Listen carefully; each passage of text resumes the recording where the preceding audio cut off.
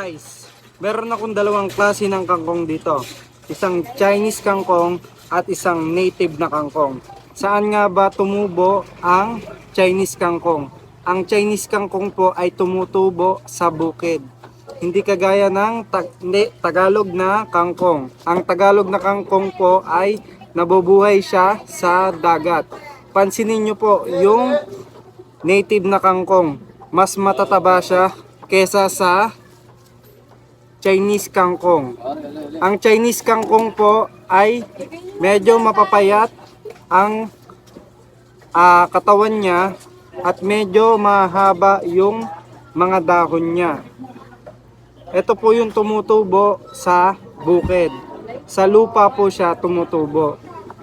Hindi kagaya po ng native na kangkong, medyo maliliit ang dahon niya pero talbusin siya. At malalaki ang mga katawan niya.